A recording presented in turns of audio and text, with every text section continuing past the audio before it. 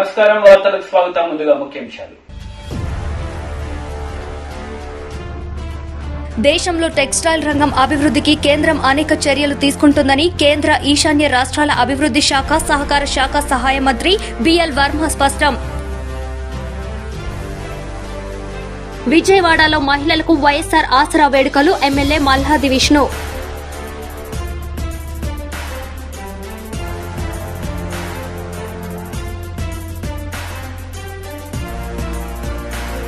రాష్ట్ర కార్మిక శాఖ మంత్రి మల్లారెడ్డి బోడుపల్, పిడ్జాదిగూడ, గట్కేసర్ మున్సిపాలిటీల పరిధిలోని పలు ప్రాంతాలలో బతుకమ్మ చీరలను పంపిణీ చేశారు. ఆ పండుగకు అక్కలకు కానీ, అత్తలకు కానీ, కోడళ్లకు కానీ, ఆడబిడ్డలకు కానీ ప్రతి ఒక్కరికి కూడా ఒక ఆనావాతి చీర పెట్టాలని చెప్పి పెద్ద ఎత్తున 300 కోట్ల రూపాయలతోటి కోటి చీరల పైన మన తెలంగాణని, మన సిరిసిల్లని అవన్నీ కూడా తయారు చేసి తెలంగాణ రాష్ట్రం అంతా కూడా ప్రతి ఊర్లో, ప్రతి గ్రామంలో కూడా పంపిణీ కార్యక్రమం చేస్తున్నాడు. అదంతా కూడా మన సీఎం కేసీఆర్ గారు. ఇప్పుడు ఏ పండుగ వచ్చినా సరే, ముస్లింల పండుగ వచ్చినా, క్రిస్టియన్ల పండుగ వచ్చినా, హిందువుల పండుగ వచ్చినా ప్రతి ఒక్కరికి కూడా కొత్త బట్టలు పెట్టి కడుపు నిండా భోజనం పెట్టే ఘనత మన సీఎం కేసీఆర్ గారు. ఇప్పుడు మనం చూస్తున్నాం, 36 లక్షల ఆసరా పింఛన్లు ఉంటే 52 ఏళ్లకు అందరికీ కూడా మళ్ళీ కొత్త పింఛన్లు 10 లక్షల మందికి కూడా పంపిణీ కార్యక్రమం జరిగింది. ఇదే మాదిరిగా దివ్యాంగుల పింఛన్ కానీ, ఒంటరి మహిళల పింఛన్ కానీ ఇవన్నీ కూడా దేశంలో ఎక్కడ లేని విధంగా మన తెలంగాణ రాష్ట్రంలో కూడా పెద్ద ఎత్తున ఇవన్నీ కూడా కార్యక్రమాలు జరుగుతున్నాయి. కాబట్టి ఈ 9 రోజులు మన బతుకమ్మ పండుగ పెద్ద ఎత్తున చేసుకోవాలి. ఇక్కడ కూడా మేడ్చల్ మండలంలో కూడా పెద్ద ఎత్తున డీజే పెట్టి ప్రతి ఊర్లో కూడా ఒక్కొక్క రోజు డీజే పెట్టి ఇవన్నీ కూడా మన ఎంపీపీ గారి ఖర్చులతోటి, ఎంపీ మండల ఆఫీస్ తోటే ఖర్చులు పెట్టాలి. డీజే పెట్టి, లైట్లు పెట్టి పెద్ద పెద్ద గ్రామాలలో ఫస్ట్ గ్రామం మన డబుల్పురకెళ్ళి స్టార్ట్ చేయాలి. ఎందుకంటే అక్కడ సర్పంచ్ అక్కడనే ఉన్నారు, వాళ్ళ ఎంపీపీ కూడా అక్కడనే ఉన్నారు. కాబట్టి అట్లా ఒక్కొక్క ఊరి నుంచి ఒక్కొక్క రాత్రి పెద్ద ఎత్తున మహిళా సోదరులందరూ కూడా పాల్గొని ఈ ఉత్సవం, దసరా ఉత్సవాలు చాలా పెద్ద ఘనంగా చేయాలని కూడా కోరుకుంటున్నారు. కేంద్ర హోంశాఖ మంత్రి అమిత్ షా 2 రోజుల బీహార్ పర్యటనలో భాగంగా నిన్న కిషన్ గంజ్ లో 4 బోర్డర్ అబ్జర్వేషన్ పోస్టర్లను ప్రారంభించారు. सभी लोग बहुत सौभाग्यशाली है कि हम उस वर्ष में हैं जिस वर्ष को आजादी के अमृत महोत्सव के रूप में जाना जाता है। सैकड़ों सालों की गुलामी को लाखों लोगों के बलिदान के बाद और विशेषकर 1857 से लेकर 1947 तक के 90 साल के संघर्षपूर्ण स्वातंत्र संग्राम के बाद जब देश आजाद हुआ, तब अनेक लोगों के मन में ढेर सारी अपेक्षाएं थी, स्वप्न थे। बदलती हुई दुनिया में देश अपने भूतकाल के अनुरूप फिर से एक बार विश्व के सर्वप्रथम स्थान पर बैठेगा, ऐसा स्वप्न देखकर कई लोग हंसते हंसते फांसी के मंच पर चढ़ गए। 17 साल का खुदीराम बोझ हो या 23 साल का सरदार भगत सिंह हो, किसी ने ये नहीं सोचा था कि मेरे जीवन में बाकी क्या बचा है। इन्होंने ये सोचा था कि मेरे बलिदान से अगर इस देश को आजादी मिलती है तो मेरे जीवन में मेरा कुछ नहीं बचा। और ऐसे बलिदानियों के बलिदान से ये देश आजाद हुआ। 75 साल तक की यात्रा हमने बड़े गौरव के साथ समाप्त की। हमारी गति पर कोई सवाल उठा सकता है, कोई कहेगा कम गति से आगे बढ़ेंगे, कोई कहा ज्यादा गति से आगे बढ़ेंगे। जिसके हाथ में देश की जनता ने शासन दिया वो सभी ने अच्छा किया है। मगर अभी आजादी के 75वें साल में एक बहुत बड़ी घटना हुई है, मैं आपको बताना चाहता हूं। अर्थतंत्र की तालिका में 2014 में हमारा देश 11वें स्थान पर था और आज आजादी के अमृत महोत्सव में वो 5वें स्थान पर। जैसे को आने को वो 7वें स्थान से 6ठे स्थान पर भी आया, मगर वो इतना महत्वपूर्ण नहीं है। 5वें स्थान पर जब हम आए हैं तो 5वां स्थान इंग्लैंड का था, उससे आगे बढ़कर हम 5वें।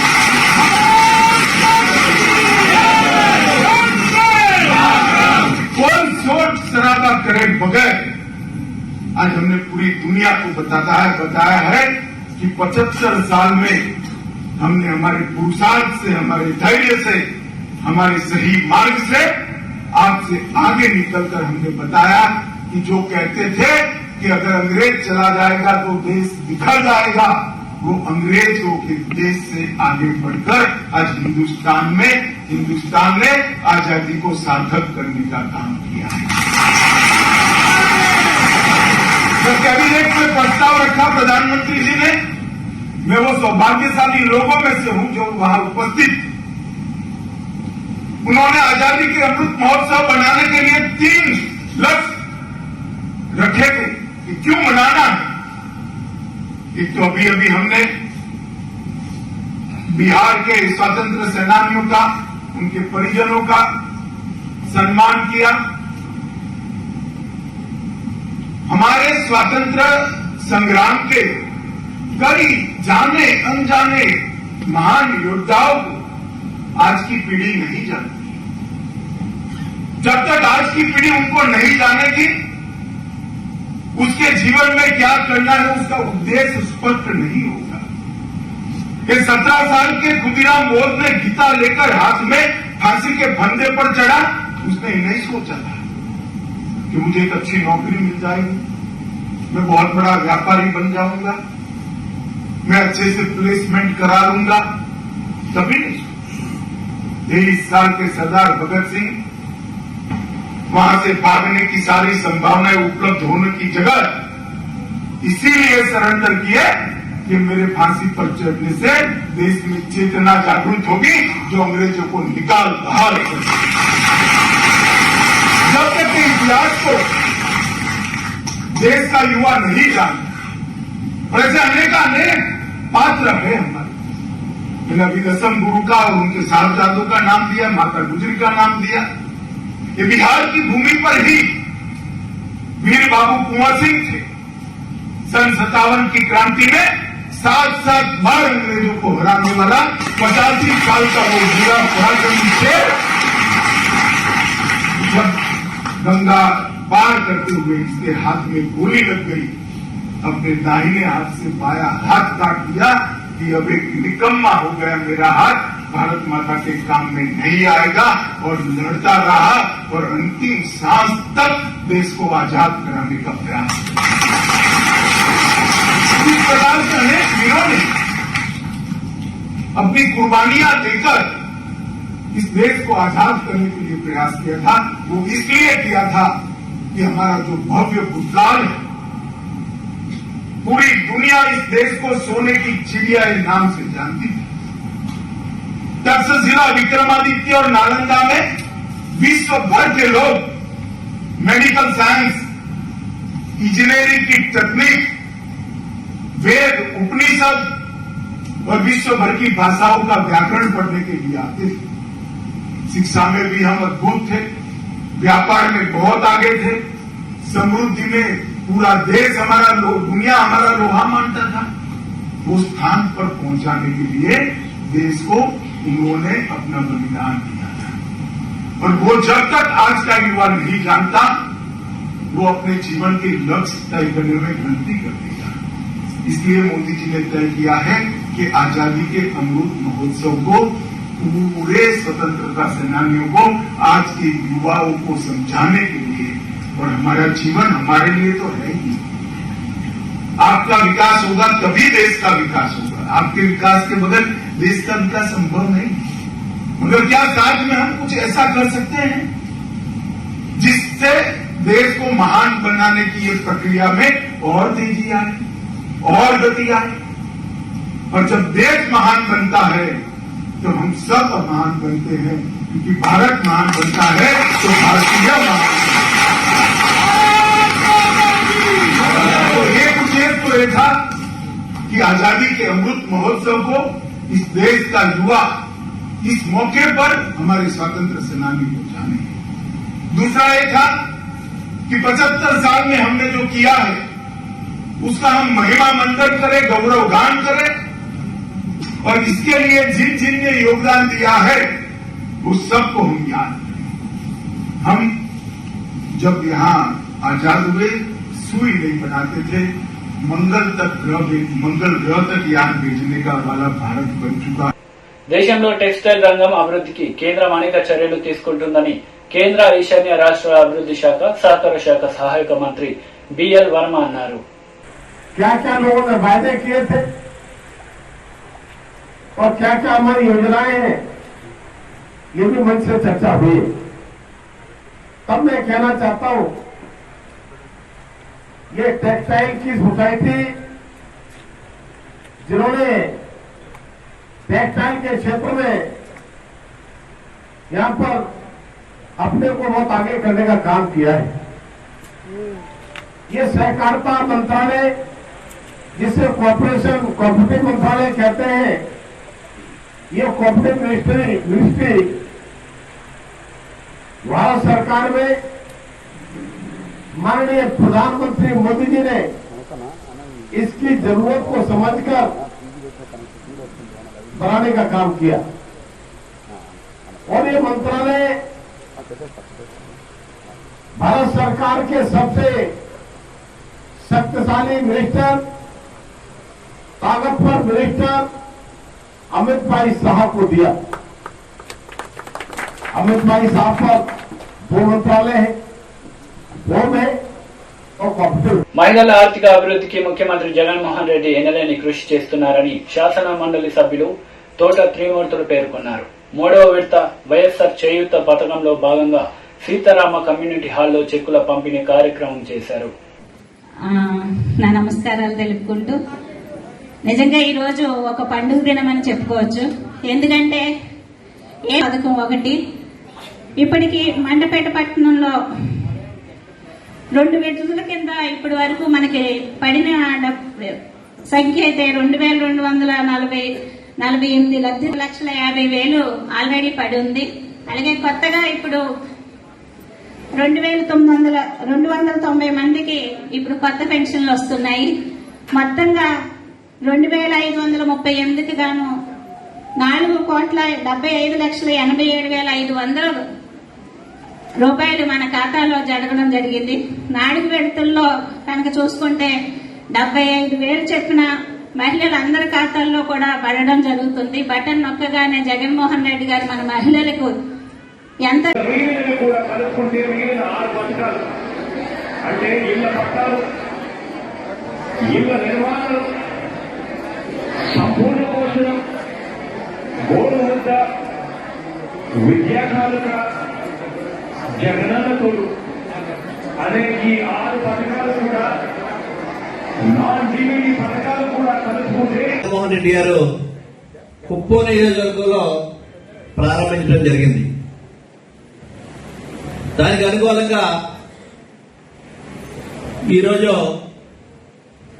ఉదయం కపిలేశ్వరం మండలంలో ఏర్పాటు చేశాం, ఇప్పుడు ఈ టౌన్ లో ఏర్పాటు చేశాం.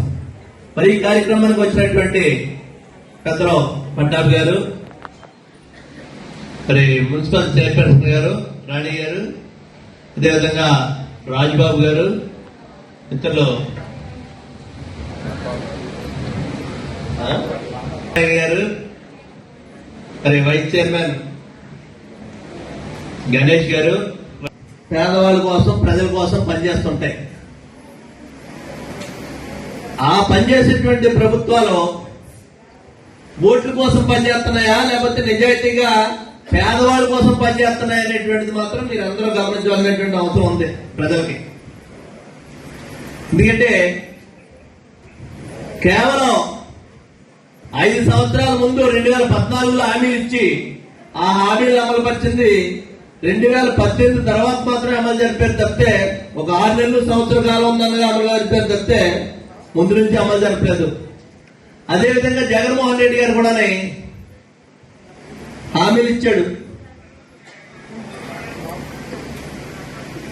మేనిఫెస్టోలు ఇచ్చారు, నవరత్నాల పథకాలు అమలు జరుపుతానని చెప్పారు. మరి 2019 ఎన్నికల్లో ఆయన ముఖ్యమంత్రిగా ప్రమాణ స్వీకారం చేసిన తర్వాత 5 సంవత్సరాల టైం ఉంది, ఇంకా 2024 వరకునే గత ప్రభుత్వం చేసినటువంటి విధమైనటువంటి పరిస్థితి ఉండాలి. కానీ అలా చేయలేదు జగన్మోహన్ రెడ్డి గారు. ఎన్నికల్లో గెలిచి ముఖ్యమంత్రిగా ప్రమాణ స్వీకారం చేసినటువంటి మరుక్షణమే ఈ ప్రజలకు మేలు చేసేటువంటి నవరత్నాల పథకాలు ఏదైతే చెప్పారో వాటిని అమలు జరిపేటువంటి కార్యక్రమంలో ఆయన ఉన్నారనేటువంటిది ఈ సందర్భంగా మీకు మనవి చేస్తున్నాను. మీరు అదేవిధంగా మీరు ఇప్పుడు సోదరిమణులు చెప్పారు, ప్రభుత్వం ఇచ్చేటువంటి పథకాల వల్ల, జగన్మోహన్ రెడ్డి గారు ఇచ్చేటువంటి పథకాల వల్ల ఏ విధంగా లబ్ధి పొందుతున్నాం అనేటువంటిది వాళ్ళు స్వయంగా వాళ్ళ అనుభవంతో చెప్పారు. బాబా అనుభవంతో చెప్పారు. మీరు ఒక్కసారి ఇక్కడ గమనిస్తే గత ప్రభుత్వానికి దీనికి ఎంత వ్యత్యాసం ఉందనేటువంటిది. గత ప్రభుత్వంలో ఎవరినైనా లబ్ధిదారులు ఎంపిక చేయాలంటే, ఎందుకంటే మీరు ఇక్కడ చాలా రోజుల నుంచి ఇక్కడ పుట్టి పెరిగిన టీడీపీ జాతీయ అధికార ప్రతినిధి నసీర్ అహ్మద్ మీడియా సమావేశం నిర్వహించారు. ఈ సందర్భంగా పలు అంశాలపై ఆయన మాట్లాడారు. 1,32,000 కోట్లకు తీసుకుని వెళ్ళినటువంటి ఈ ప్రభుత్వం రోజువారీ ఖర్చులకు ఆ డబ్బులను అప్పులు తీసుకొని వచ్చి వాడుకుంటూ ఈరోజు రాష్ట్రంలో ఆర్థిక దివాలా తీసేటువంటి పరిస్థితులను ప్రజలు గమనిస్తా ఉన్నారని చెప్పి మేము చెప్తా ఉన్నాం. ముఖ్యంగా ఎందుకంటే కాగ్ లాంటి సంస్థలు కూడా అనేక పర్యాయాలు ఈ ప్రభుత్వాన్ని నిలదీసినటువంటి పరిస్థితులు ఉన్నాయి.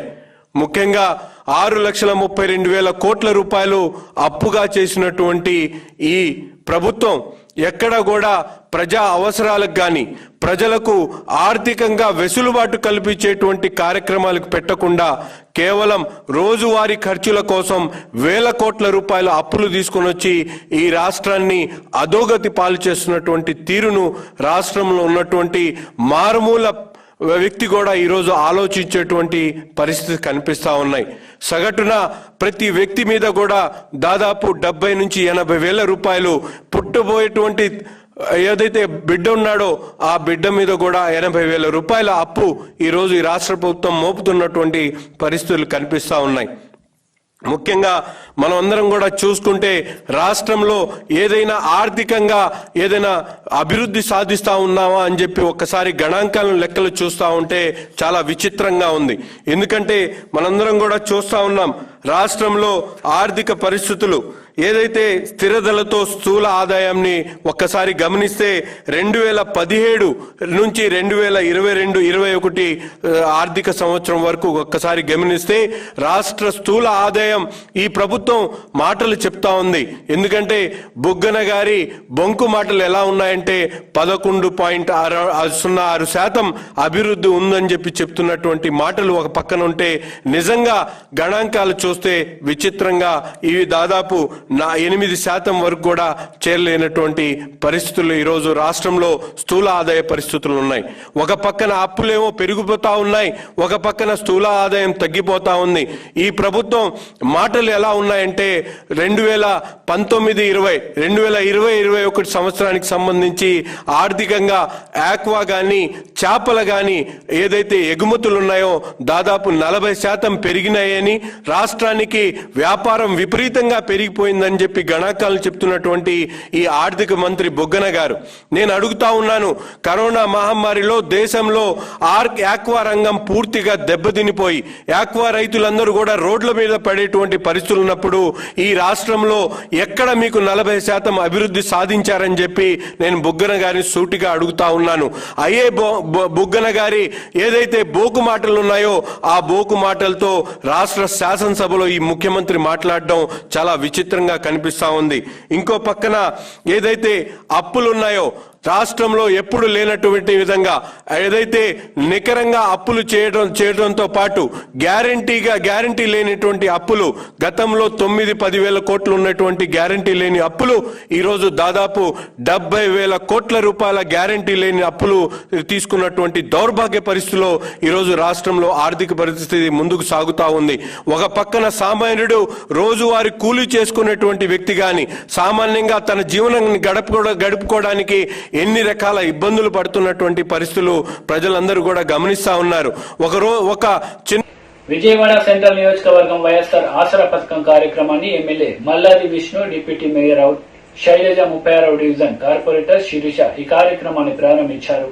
విజయవాడ సెంట్రల్ నియోజకవర్గం వైఎస్ఆర్ ఆసరా పథకం కార్యక్రమాన్ని MLA Malladi Vishnu, deputy mayor Sailaja, 36 division corporator Sirisha ఈ కార్యక్రమాన్ని ప్రారంభించారు. ఈ సందర్భంగా పేద ప్రజలకు మరియు మహిళా అక్క చెల్లెమ్మలకు అండగా ఉంటూ సంక్షేమ పథకాలు అమలుపరిచి అర్హత ఉన్న ప్రతి ఒక్కరికి అందించిన ఘనత జగన్మోహన్ రెడ్డికే సాధ్యమైందని కొనియాడారు.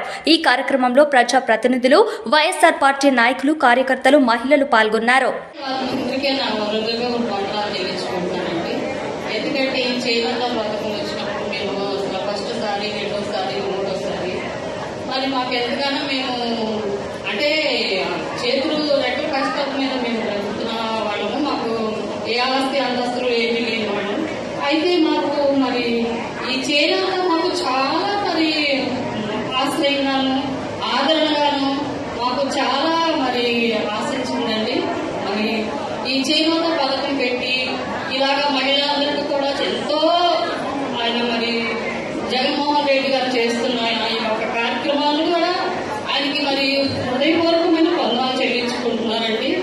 మరి ఈ చేనేత పథకానికి కూడా మరి వాలంటీర్సే కానీ, ఇన్ఛార్జే కానీ, మరి మధురానగర్ పసుపుతోట ఏడలేదండి ఇన్ఛార్జి గారు, మరి నీరజ గారు మరి మాకు దగ్గరగా మరి తెలియపోయినప్పటికీ కూడా వాళ్ళు పద్దాక వచ్చి మాకు దగ్గరికి మీకు తెలియపోయిన వాళ్ళు చేసి మాకు అన్ని కూడా హెల్ప్ చేసే ఉన్నారండి. వాళ్ళకు కూడా హృదయపూర్వకమైన వందనాలు చెల్లించుకుంటున్నామండి.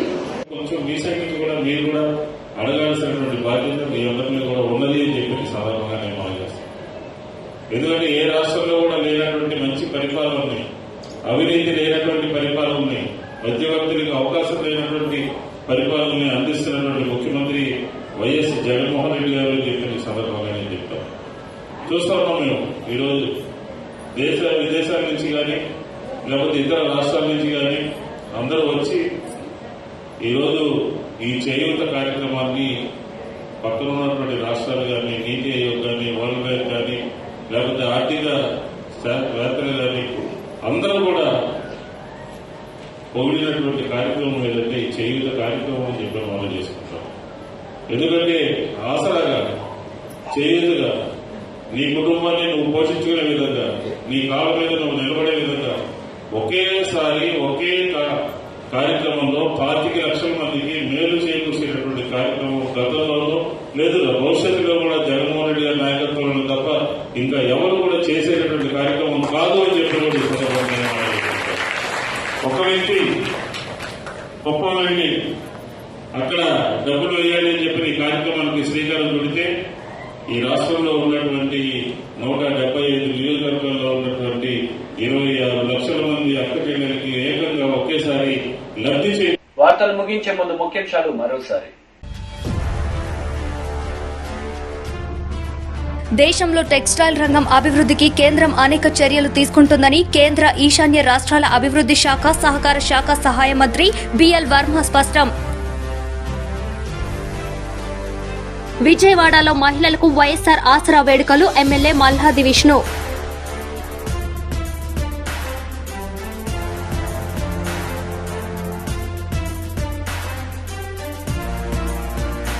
ఈ వార్తలు ఇంతటితో సమాప్తం. తిరిగి ప్రసారమయ్యే వార్తలు మళ్ళీ కలుద్దాం. అంతవరకు సెలవు. నమస్తే.